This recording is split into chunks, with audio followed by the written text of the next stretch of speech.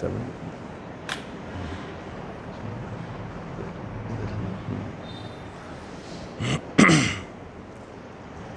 بسم اللہ الرحمن الرحیم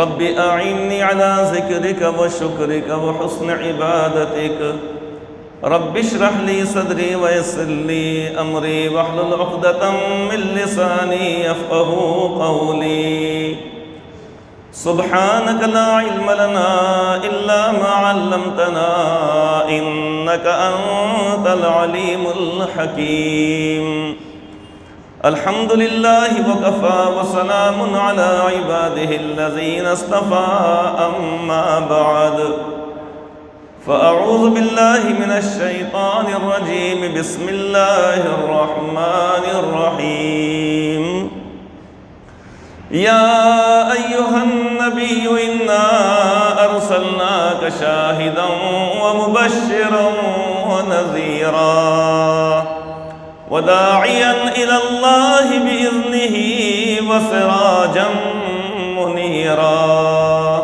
صدق الله العظيم وقال النبي صلى الله تعالى عليه وآله وسلم الطهور شطر الإيمان أو كما قال عليه الصلاة والسلام بزرگان محترم اور معزز حاضرین کرام، اللہ رب العزت نے اس دنیا میں ہم کو وقتی طور پر اور عارضی طور پر بھیجا ہے، جس کو اس سے پہلے کئی مرتبہ کہا جا چکا ہے، لیکن بار بار کہنا اسی واسطے ہوتا ہے تاکہ ہمارا دل اور دماغ یا ہمارے ذہن کے اندر یہ بات آئے اور ہم بھولنے نہ پائیں، یا دنیاوی جھمیلوں کے اندر رہتے ہوئے، غفلت میں رہتے ہوئے کہیں یہ بات ہمارے ذہن سے نکل نہ جائے۔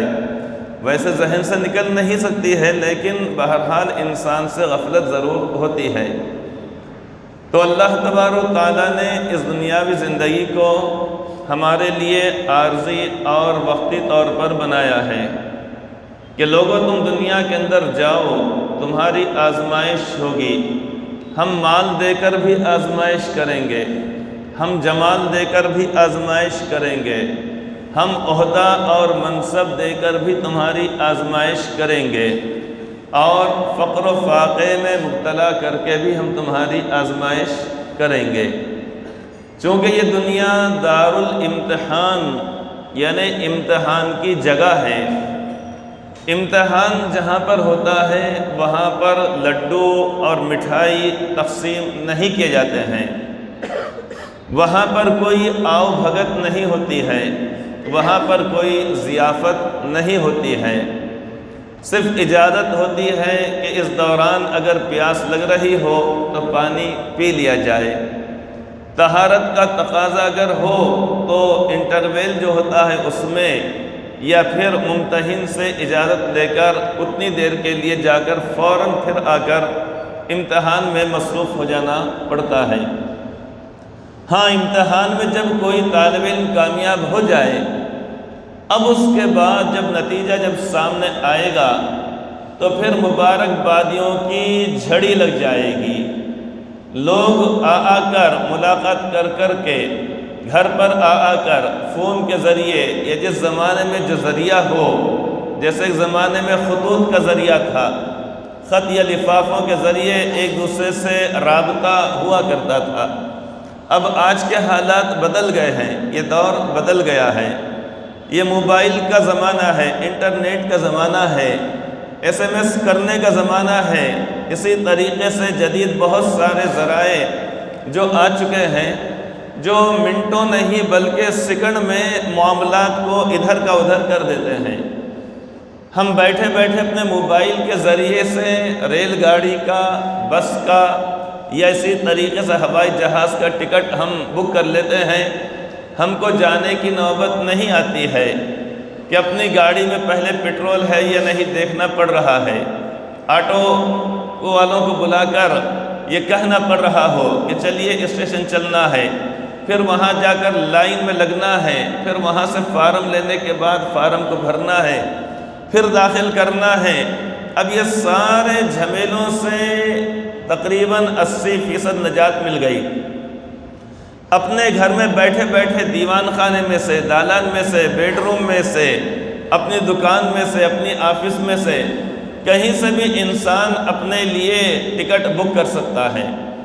ریل گاڑی میں بیٹھے بیٹھے ہم نے کہیں پر آنے والے 50، 60، 70، 80، 100 کلومیٹر دوری پر جب ہماری ریل پہنچنے والی ہے تو وہاں پر ہم کو فلاں ہوٹل کے سے ہم کو کھانا اور اچھا سا پانی اور مشروبات ہم کو چاہیے۔ بیٹھے بیٹھے ہم اپنی ریل کے اندر سے وہ بک کر لیتے ہیں، جیسے ہی اسٹیشن آئے گا تو وہ شخص گرما گرم کھانا، لذیذ کھانا جو ہم نے بک کیا ہے وہ لے کر وہاں پر پہنچ جائے گا۔ اب یہ زمانہ بدل گیا ہے، برق رفتاری ہے اور تیز رفتاری ہے، لہٰذا جس زمانے میں جو حالات رہیں گے، جو چیزیں رہیں گی، اس کے ذریعے سے مبارکبادیاں ملیں گی۔ بات یہ بتلائی جا رہی تھی۔ تو امتحان حال کے اندر کبھی گل پوشی اور شال پوشی یا مٹھائی کا ڈبہ لا کر تھمایا نہیں جاتا، یہ اسی طریقے سے منہ میٹھا وہاں پر نہیں کیا جاتا ہے۔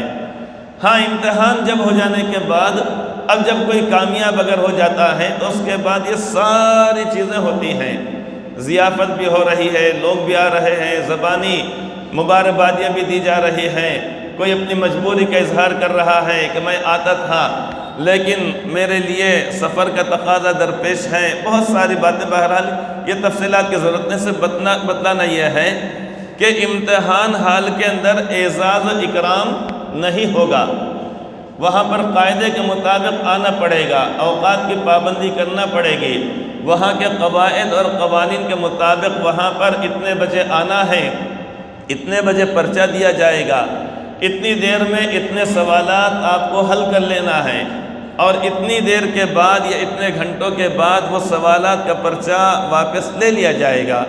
اب اس کے بعد انتظار کرنا پڑے گا، نتیجے کے آنے تک کا انتظار کرنا پڑے گا۔ تو اسی طریقے سے اللہ رب العزت نے اس دنیا کو دار الامتحان یعنی امتحان کی جگہ بنایا ہے، اور دار العمل کام کرنے کی جگہ۔ جیسے کہ فیکٹری ہوتی ہے، کارخانہ ہوتا ہے، اس میں محنت کرنے والے محنت کرتے ہیں، مزدور اپنے کاموں میں لگے ہوئے ہیں، اور وہاں کے جو مینیجر ہیں وہ اپنے کام میں لگے ہوئے ہیں، جو نگرانی کرنے والے ہیں وہ اپنے کام میں لگے ہوئے ہیں۔ وہ فیکٹری کا پورا نظام وہ اس طریقے چلتا ہے، لیکن کام کے اندر سب لوگ مصروف ہیں، سب کو تنخواہ ملے گی 30 دن ہونے کے بعد۔ یہ نہیں کہ مینیجر اگر ہے، سپروائزر اگر ہے تو ان کو تنخواہ روز کی روز مل جا رہی ہے، اور مزدور کو 1 مہینے کے بعد مل رہی، سب کو تنخواہ ملے گی 1 مہینے کے بعد، اپنے اپنے کام کے حساب سے، اپنے اپنے درجے کے اعتبار سے۔ تو اسی طریقے سے اللہ رب العزت نے اس دنیا کو دار العمل بنایا ہے، دار الامتحان بنایا ہے۔ دار الامتحان کا مطلب یہ ہے کہ آزمائش کی جگہ ہے، دار العمل کا مطلب یہ ہے کہ کام کرنے کی جگہ ہے، اللہ تعالیٰ کو راضی کرنے والے اعمال کرنے کی جگہ ہے۔ اعمال اللہ تعالیٰ کو راضی کرنے والے یعنی اس اعمال کی جگہ ہے کا مطلب یہ نہیں کہ 24 گھنٹے انسان مسجد کا کونا پکڑ کر بیٹھ جائے، نہیں۔ دنیا کیا چیز ہے اور دین کیا چیز ہے؟ دنیا ایک تو وہ دنیا جو ساری کائنات جو پھیلی ہوئی ہے، جس کے اندر ہم دیکھتے ہیں کہ اوپر آسمان ہے، سورج ہے، ستارے سیارے ہیں، اور نیچے زمین ہے، درخت ہیں، پودے ہیں، بے شمار اللہ رب العزت کی مخلوقات ہیں، فیکٹری اور کارخانے ہیں۔ اب یہ سارے کے سارے چیزیں دنیا کے اندر، یہ کائنات کے اندر یہ ساری چیزیں ہم کو دکھائی دے رہی ہیں۔ یہ ہے دنیا، کائنات۔ اور دین کا مطلب یہ ہے کہ زندگی گزارنے کا ایک طریقہ، کہ کیسے زندگی گزاری جائے گی۔ کہ یہاں پر ہم دیکھتے ہیں کہ جانور بھی دنیا کے اندر ہیں، انسان بھی دنیا کے اندر ہیں، اہل ایمان بھی دنیا کے اندر ہیں، اور جو اللہ تبارک و تعالیٰ کی ذات عالی پر اپنی صفات کے ساتھ ایمان نہیں لاتے ہیں وہ بھی دنیا کے اندر موجود ہیں۔ لیکن کامیاب کون؟ کیا سارے انسان کامیاب؟ کیا سارے انسان ناکام؟ ایسا نہیں ہے۔ ان انسانوں میں سے کامیاب وہ لوگ ہوں گے جو سب سے پہلے نمبر پر، یہ مطلب ہے کہ بنیادی طور پر اللہ رب العزت پر ایمان لائیں گے، اس کے بعد وہ اپنی زندگی ویسے گزاریں گے جیسا کہ اللہ رب العزت کو مطلوب ہے۔ 30ویں پارے کی وہ آیت کریمہ یا وہ سورت جو بہت چھوٹی سی سورت ہے، جس کو نماز میں پڑھا جاتا ہے، عام طور پر مصلی حضرات کو بھی یاد ہو جاتی ہے، یاد بھی کیا جاتا ہے، سنتے سنتے بھی یاد ہو جاتا ہے۔ فرمان الہی ہے وَالْعَصْرِ إِنَّ الْإِنسَانَ لَفِي خُسْرٍ۔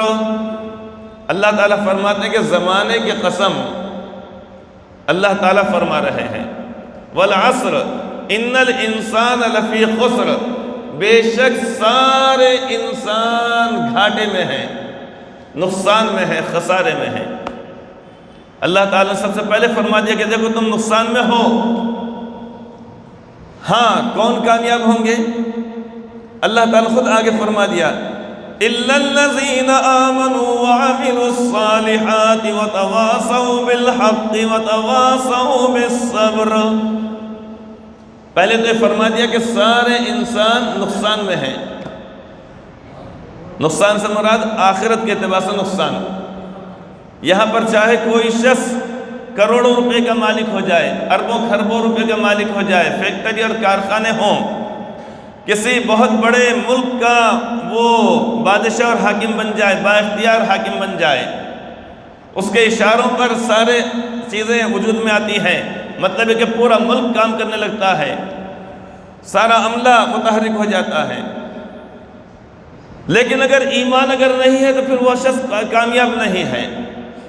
جھوپڑ پٹی میں رہتا ہے، کرائے کے مکان میں رہتا ہے، ہلدوانی میں رہتا ہے، آرڈر نکل گیا خالی کرو، پریشان ہے، گھبرایا ہوا ہے، ادھر ہے ادھر ہے، اب کیا کرنا، یہاں پر مقدمہ، وہاں پر کورٹ سے آرڈر، وہاں سے سپریم کورٹ سے راحت، فلاں یوں تیوں۔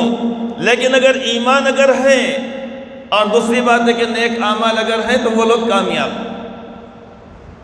مطلب یہ ہے کہ اللہ رب العزت نے فیصلہ فرما دیا، بتلا دیا کہ دیکھو تم سب گھاٹے میں ہو، سب نقصان میں ہو۔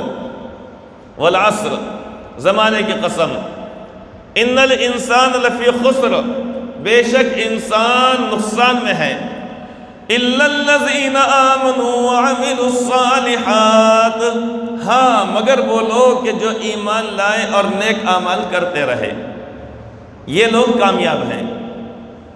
اب نیک اعمال کیا چیز ہیں؟ کیا خالی نماز، روزہ، زکوٰۃ، حج، صدقہ، خیرات، قربانی، تلاوت، ذکر و اذکار، یہ اسی طریقے چند چیزیں؟ یہ نہیں، بلکہ ہر وہ کام جو ظاہری طور پر دنیاوی معلوم ہوتا ہے، لیکن جب اس کو نیک نیتی کے ساتھ کیا جائے گا، اللہ تعالیٰ کا حکم ہے یہ سمجھ کر کیا جائے گا، اللہ رب العزت کے پیارے نبی صلی اللہ علیہ وسلم کی سنت ہے، طریقہ ہے، یہ سمجھ کر کیا جائے گا، اب وہی کام جو دنیا تھا، دنیا دکھ رہا، وہ دین بن جائے گا۔ دین تو ایک طریقہ ہے، مطلب یہ کہ وہ عبادت بن جائے گا۔ کیا ہو جائے گا وہ؟ عبادت۔ مثلا سونا کوئی عبادت نہیں ہے، بلکہ کیا ہے؟ ایک ضرورت ہے۔ کھانا عبادت نہیں ہے، ایک ضرورت ہے، ایک ضرورت ہے۔ طہارت کو جانا، قضائے حاجت کو جانا انسان کی طبعی ایک ضرورت ہے، لیکن جب اسی سونے والے عمل کو ہم وضو کر کے سوئیں گے، کوشش ہم نے یہ کرنا چاہیے کہ سال کے 12 مہینے ہم باوضو ہم سوئیں، لیکن اگر ایسا ہوتا ہے کہ ٹھنڈا پانی ہم کو برداشت نہیں ہو سکتا، گرم پانی کا انتظام نہیں ہے، تو کم سے کم 4 مہینے جو گرما کے ہیں اس میں تو اس کا اہتمام کر لینا چاہیے۔ بارش کے دنوں میں اکثر و بیشتر گرمی ہی ہوتی ہے، انسان کے لیے ٹھنڈا پانی کا استعمال آسان ہے، کوئی مشکل نہیں ہے۔ جیسے ہم سونے سے پہلے طہارت کو جاتے ہیں، کیا کہہ کر، کیا سوچ کر، ارے بھائی نہیں جائیں گے تو رات میں خامخواہ نیند ٹوٹ جائے گی، یہ سوچتا ہے انسان۔ ہوتا ہے نہیں ہوتا ہے؟ نیند ٹوٹ گئی تو میری عادت ہے کہ مجھے بعد میں نیند نہیں آتی، ایسا بھی ہوتا ہے بعض متبلوں کو۔ سوتے اگر تو لمبے لمبے خراٹے لے کے معلوم ہوتا بالکل دھڑ دھڑ دھڑ دھڑ دھڑ، بالکل ایک بلڈوزر چل رہا ہے۔ آزو بازو والے لوگ بولتے یا تو بھائی آپ وہ کمرے میں جاؤ، نہیں تو میں چلا وہ کمرے میں اپنا تکیہ اپنی چادر لے کر۔ ایسے بھی ہوتے ہیں، خراٹے اتنے زور زور سے لیتے ہیں بالکل۔ تو اب یہ سونے والا جو عمل ہے ظاہری طور پر کیا ہے، یہ ایک انسان کی طبعی ضرورت ہے، لیکن ہاں تو میں بتا رہا تھا کہ کم از کم 4 مہینے گرما کے اور 2-3 مہینے بارش کے، اس میں تو ہم نے اہتمام کرنا چاہیے۔ اب اس کے بعد ہوتے ہوتے انشاءاللہ ہم کو سال کے 12 مہینے کی عادت ہو جائے گی۔ تو اگر ہم یہ خیال سے کہ اگر ہم سونے سے پہلے طہارت کو نہیں جائیں گے تو رات میں 12-1-2 بجے جانا پڑے گا اور بعد میں پھر مجھے نیند نہیں آئے گی، انسان سوچتا۔ تو جس طریقے طہارت کو ہم باقاعدہ اور اہتمام سمجھاتے ہیں کہ نیند خراب ہونے نہ پائے، تو اسی طریقے سے وضو بھی کر لینا چاہیے۔ اب یہی عمل ہمارا جو ظاہری طور پہ طبعی تقاضا ہے، اب وہ دین بن جائے گا، وہ عبادت بن جائے گا۔ اب کھانا کھانا انسان کی ضرورت ہے، لیکن وہ عمل ہمارا عبادت بن جائے گا اگر انسان اس نیت سے اگر کھانا کھائے کہ میرے جسم میں جو طاقت آئے گی، قوت آئے گی، میں اس سے اللہ تعالیٰ کی عبادت کروں گا۔ کیا نیت ہونا چاہیے؟ یہ نیت نہیں ہونا چاہیے کھا رہے کیوں جینے کے لیے، جی رہے کیوں کھانے کے لیے، کھا رہے کیوں کمانے کے لیے، کما رہے کیوں کھانے کے لیے۔ کھا رہے کیوں بھائی؟ ارے بابا جسم میں طاقت رہیں گے تو کمائیں گے نا۔ کما رہے کیوں؟ کھانے کے لیے۔ تو کھا رہے کیوں؟ کمانے کے لیے۔ کما رہے کیوں؟ کھانے کے لیے۔ یہ تو کوئی بات ہے ہی نہیں، یہ تو اور بھی مخلوقات کریں گے، یہ تو اغیار بھی کریں گے، اہل باطل بھی کریں گے۔ ایک ایمان والے کا جذبہ، اس کی نیت یہ ہونا چاہیے کہ میں اس لیے کھا رہا ہوں کہ اللہ تعالیٰ کا فرمان ہے کلو واشربو، ایک بات کھاؤ اور پیو۔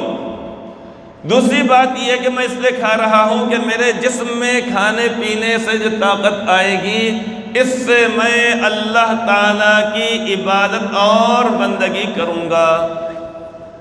میں اس طاقت کے ذریعے سے اپنے ماں باپ کی خدمت کروں گا، میں اس کے ذریعے سے حلال اور جائز کمائی کماؤں گا، اس کمائی کو اللہ رب العزت کی رضا اور خوشنودی کے مطابق میں ان جگہوں پر میں خرچ کروں گا، اپنے آپ پہ خرچ کروں گا، اپنے ماں باپ پہ خرچ کروں گا، ان کے لیے دوا، ان کے لیے علاج، یا ان کی جو چاہت ہو کھانے پینے کے لیے اس میں میں خرچ کروں گا، بیوی بچوں پہ میں خرچ کروں گا، پڑوسیوں کے اوپر میں خرچ کروں گا، اسی طریقے سے نیک جگہوں پر میں خرچ کروں گا، اللہ تعالیٰ کے نیک بندوں پر میں خرچ کروں گا۔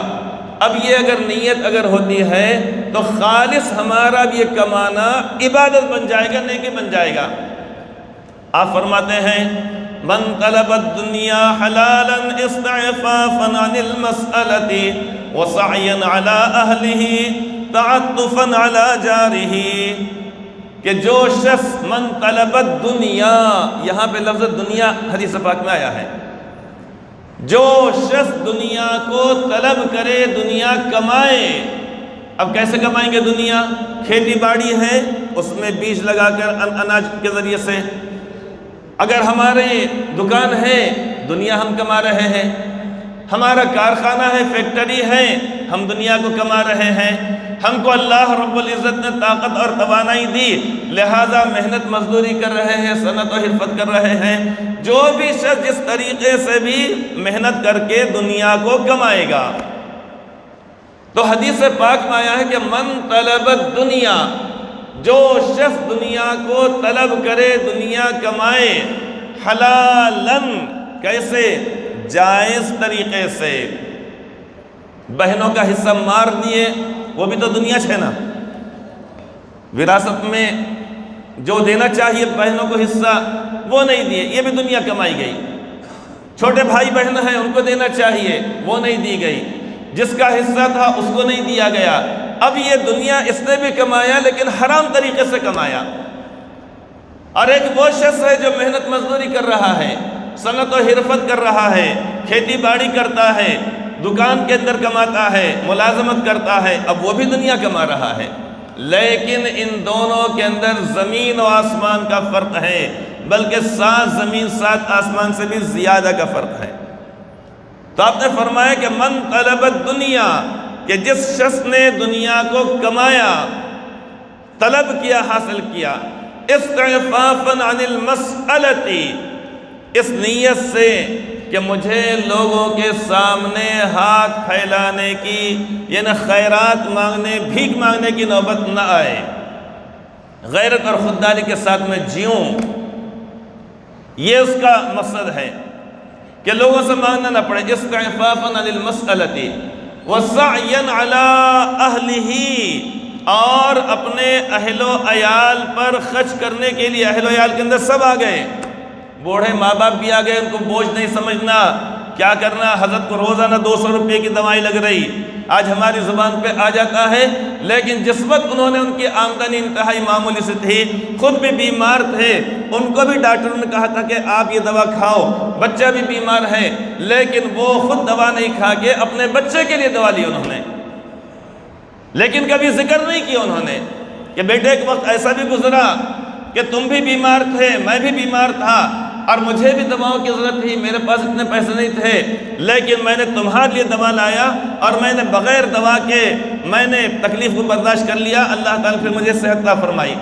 کبھی وہ ذکر بھی نہیں کرتے ہیں۔ تو اہل کے اندر بیوی بچے بھی آ گئے، ماں باپ بھی آ گئے، بھائی بہن بھی آ گئے، اور جو ہمارے زیر کفالت ہیں وہ سب کے سب اس کے اندر آ گئے۔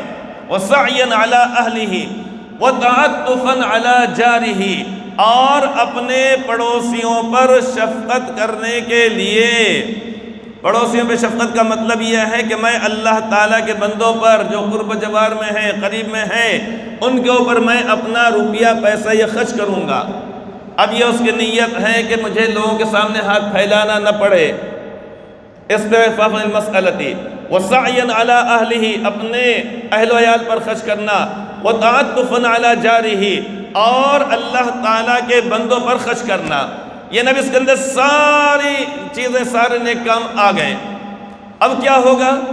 آپ فرماتے ہیں لقی اللہ تعالی، اللہ تبارک و تعالیٰ سے ملاقات کرے گا قیامت کے روز۔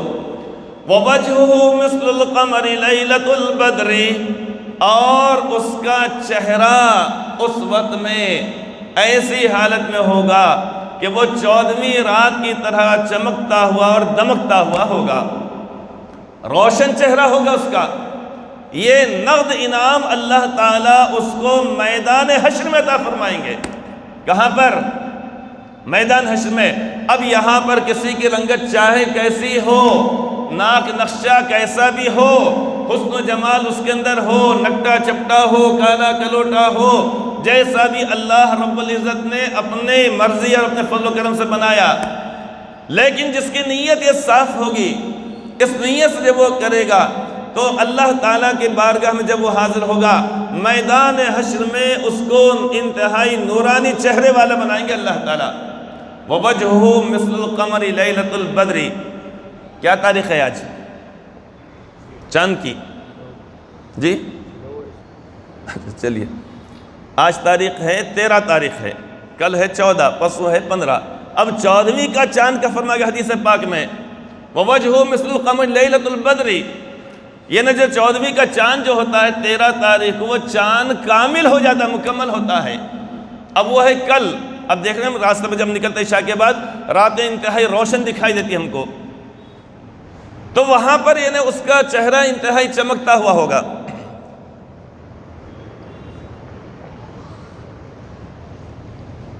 الحمدللہ۔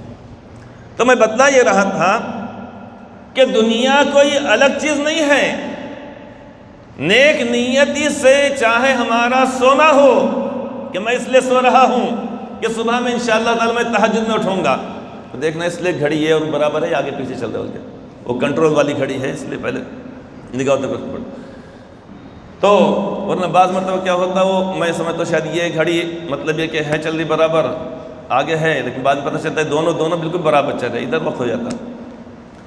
تو آخرت میں اللہ تمہیں بتلا رہا تھا کہ دنیا کوئی الگ چیز نہیں ہے.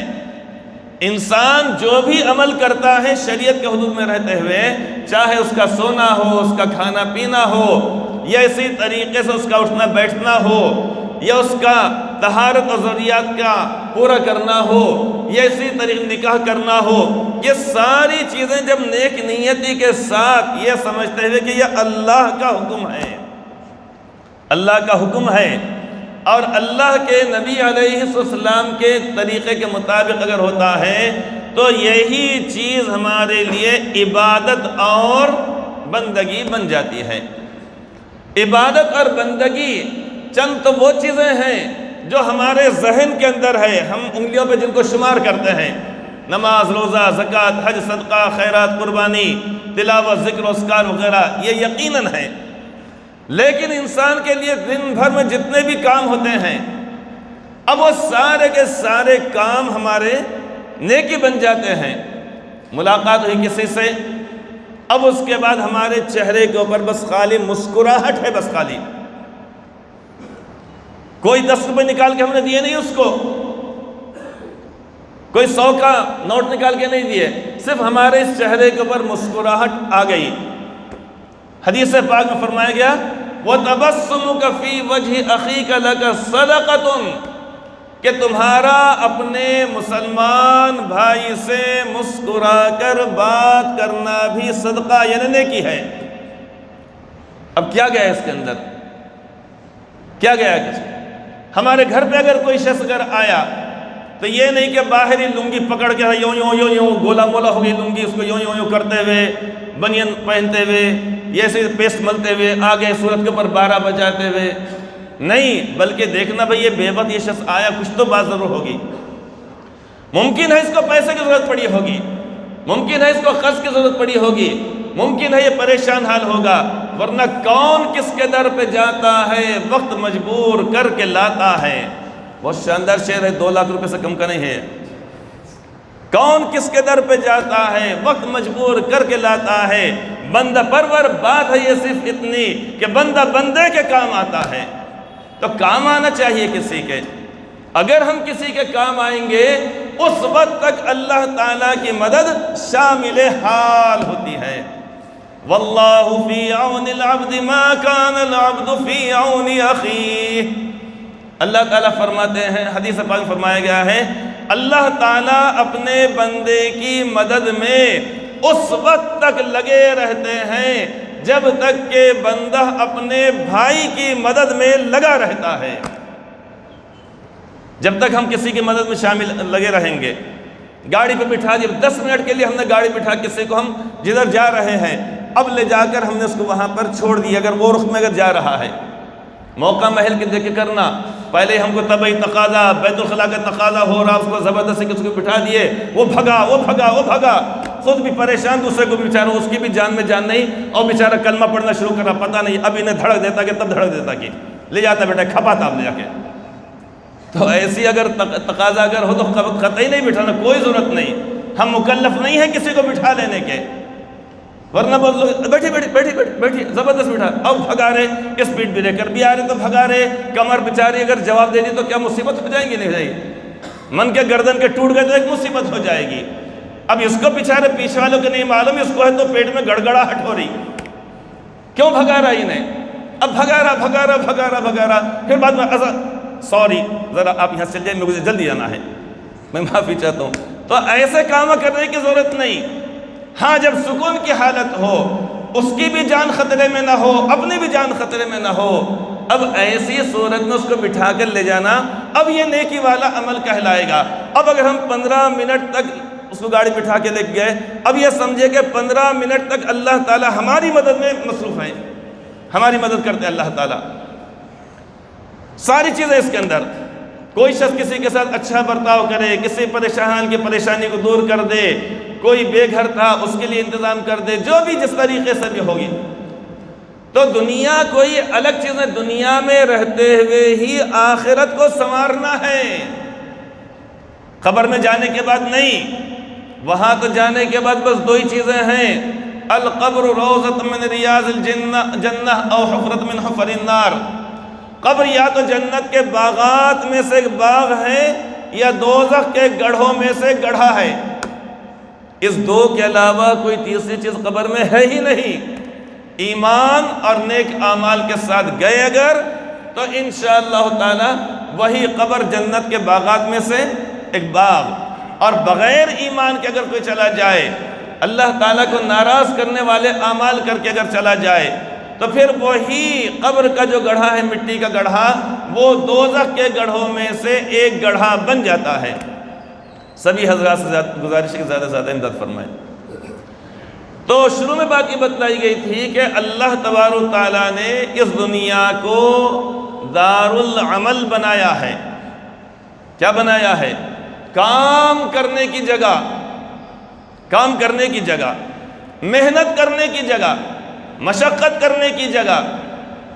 دنیا میں رہتے ہم دکان پہ کام کر رہے، کاروبار کر رہے، فیکٹری میں ادھر کام کر رہے، اب اس کے بعد پھر بعد میں مغرب کے بعد یا عشاء کے بعد شیروانی پہن کر، اگر حیدرآباد میں اگر ہے تو کرائے سے شیروانی لا کے ولیمے میں پھر 11 بجے کے بعد جا رہے ہیں۔ 11 کے بعد ولیمے شروع ہوتے، سنا ہوتے رات کے کھانا۔ اب سحری کرنے کی نوبت آ جاتی، 3-4 بجے جب کھانا کھائیں گے وہاں پہ سیدھا سحری کر لینا، روزے کی نیت کر لیا وہ اچھا رہتا، ویسا بھی کر لے سکتے۔ تو دن بھر کام کرے انسان، اب شام میں اگر جائے ملاقات کرنے ملے تو مزہ آتا ہے۔ تو اسی طریقے دنیا کے اندر جو آدمی جتنا زیادہ اپنے کو آپ کو نیک اعمال کی اور اللہ تعالیٰ کی رضا میں گزارے گا، ان مشقتوں والی زندگی کو اللہ تعالیٰ کا فیصلہ سمجھ کر ہنسی خوشی برداشت کرے گا، وہ اتنا زیادہ آخرت میں وہاں پر کامیاب ہوگا۔ اب یہاں پر جب آئے تو حکم یہ دیا گیا ہے کہ دیکھو اپنے آپ کا محاسبہ کرتے رہو۔ محاسبے کے معنی آتے ہیں حساب کرنا۔ یہ بات کہی گئی ہے، حاسبوا قبل ان تحاسبوا، کہ لوگوں حساب ہونے سے پہلے پہلے تم اپنے آپ کا حساب کر لو۔ کیا ہونے سے پہلے پہلے؟ حساب۔ آخرت میں وہاں پر ہر شخص، ہر ایمان والا جب وہاں پر میدان حشر میں آئے گا تو اس کا نامہ اعمال یہ گردن میں سے نکالا جائے گا۔ وَنُخْرِجُ لَهُ يَوْمَ الْقِيَامَةِ كِتَابًا يَلْقَاهُ مَنْشُورًا۔ اب یہاں پر میرے گردن میں، آپ کے گردن میں، ہر ایک کے گردن میں وہ نامہ اعمال لٹکا ہوا ہے، کبھی بھی ہاتھ میں آتا ہی نہیں وہ، نہ میں آپ کے نامہ اعمال کو دیکھ سکتا ہوں نہ آپ دیکھ سکتے ہیں، لیکن ہے لٹکا ہوا ضرور، فرشتے لکھ رہے ہیں اس کو۔ کب نکالا جائے گا؟ قیامت کے روز۔ وَنُخْرِجُ لَهُ يَوْمَ الْقِيَامَةِ كِتَابًا يَلْقَاهُ مَنْشُورًا، نکالیں گے ہم اس کو قیامت کے روز، جو اس کے گردن میں جو لٹکا ہوا نامہ اعمال ہے۔ اللہ تعالیٰ اپنے بندے سے فرمائیں گے، کیا فرمائیں گے؟ اقرأ کتابک کفا بنفسک اليوم علیک حسیبا، کہ میرے بندے تو خود اپنا نامہ اعمال پڑھ لے، تجھے معلوم ہو جائے گا کس دن دنیا کے اندر تو نے کیا عمل کیا، اچھا یا برا۔ اقرأ کتابک کفا بنفسک اليوم علیک حسیبا، آج تو خود اپنے آپ کا حساب کتاب کرنے کے لیے کافی ہے۔ اب انسان کو یاد آ جائے گا، اچھا میں نے فلاں دن غیبت کیا تھا، فلاں دن فلاں کی میں نے پٹائی کیا تھا، فلاں دن میں نے فلاں کا مال غصب کر لیا تھا۔ اب وہ سارا وہاں پر لکھا ہوا ہوگا، اگر بغیر دھوئے دھلائے کے دنیا سے اگر جائے گا۔ ہاں اگر یہاں پر حقوق العباد جن کے ہے ہمارے ذمے واپس کر دیے گئے تو وہ مٹ جائے گا نامہ اعمال میں سے۔ نمازیں باقی رہ گئی تھی، اس کو پڑھ لیا گیا، وہ نامہ اعمال میں سے مٹ جائے گا۔ کوئی گناہ کیا گیا تو خدا نخواستہ اور معافی مانگ لی گئی، وہ نامہ اعمال میں سے مٹ جائے گا۔ اب یہ ساری چیزیں ہوں گی، تو حکم یہ دیا گیا ہے کہ اپنے آپ کا حساب کتاب کرو۔ حاسبوا قبل ان تحاسبوا، اپنے آپ کا حساب کتاب کرو، محاسبہ کرو، اس کا حکم دیا گیا۔ تب 1 سال گزر گیا، جیسے مثال کے طور پہ 2022 گزر گیا، کیا تاریخ ہے آج؟ 6 जनवरी 23 नया साल है, 6 जनवरी 23 नया साल है।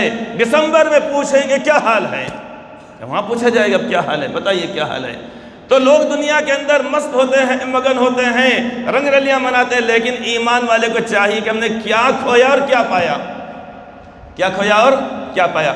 जहाँ के वहाँ नहीं रहना चाहिए, मुसीबत होती है। एक साहब अपने दोस्त के पास गए, जाके कहा कि भाई आपका है तो 6 महीने पहले एक्सीडेंट हो गया था, उस वक्त प्लास्टर बांधे थे पैर के ऊपर, आज क्या बात है भाई 6 महीने के अंदर निकल जाना चाहिए था ना प्लास्टर। तो आपके घर में आपका बेटा भी माशाल्लाह डॉक्टर है, आपका बेटा वकील है, कोई परेशानी बात। उन्होंने कहा ये दोनों पुट्टों की वजह से मेरे को कोई मुसीबत आई। हाँ ऐसा कैसा हो गया?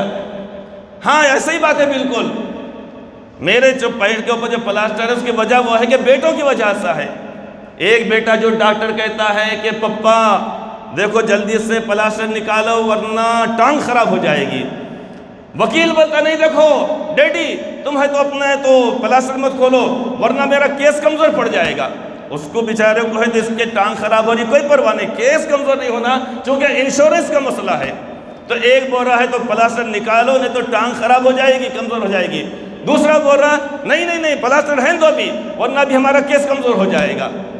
तो बहरहाल बात यहीं पे मैं ख़त्म कर देता हूँ। हिसाब करना चाहिए कि हम साल भर में हमने क्या खोया क्या पाया। अल्लाह ताला हम सब को इसकी तौफीक अता फरमाए। आमीन सुम्मा आमीन।